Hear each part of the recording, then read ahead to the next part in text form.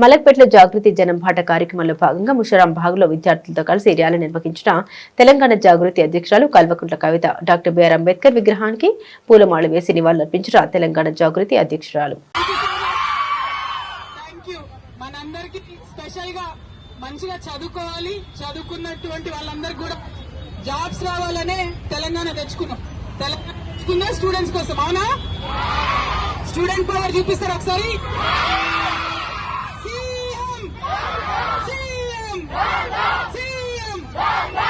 ఎందుకంటే ఇన్ని మాటలు ఇచ్చి మనకు ఒక్క మాట కూడా ఫుల్ఫిల్ చేయట్లేదు. అన్నిటికన్నా ఎక్కువ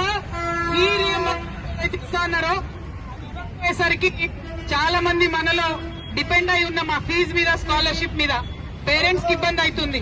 పాస్ అవుట్ అయిపోయిన తర్వాత కూడా సర్టిఫికెట్స్ ఇవ్వడం లేదు. దాంతో మనం వెళ్ళి జాబ్ అప్లై చేసుకున్నా కూడా 2 years అయినా కూడా రావడం లేదు. దానికోసం సీరియస్ గా అందరు కదిలి వచ్చిండ్రు. మీరు ఇచ్చిన ఈ ఎనర్జీతోని డెఫినెట్ గవర్నమెంట్ లో కూడా కదలికి వస్తుంది. తెలంగాణ వ్యాప్తంగా ఉన్నటువంటి స్టూడెంట్స్ అందరిలో కూడా మంచి జోష్ వస్తుంది ఫైట్ చేయడానికి. గట్టిగా స్కాలర్షిప్ కోసం. ఇంకొక మాట, స్కాలర్షిప్స్ ఇవ్వకపోతే ఎక్కువ నష్టపోయేది స్టూడెంట్సే, అంతే కదా? బాయ్స్ కి అయితే ఏదన్నా అమ్మి పెట్టేస్తారు, కానీ గర్ల్స్ అనేసరికి పెళ్లి కూడా చేయాలి ఆగు అంటారు. కానీ ఈ మధ్య పేరెంట్స్ కొంచెం మంచిగా గర్ల్స్ ని కూడా చదివిస్తున్నారు. కాకపోతే గవర్నమెంట్ సపోర్ట్ ఉండాలి, ఉంటే ఇంకా బాగుంటుంది. అందుకే మళ్ళొకసారి సీఎం అంటే స్కాలర్షిప్ ఎక్కడ అనండి. CM CM CM.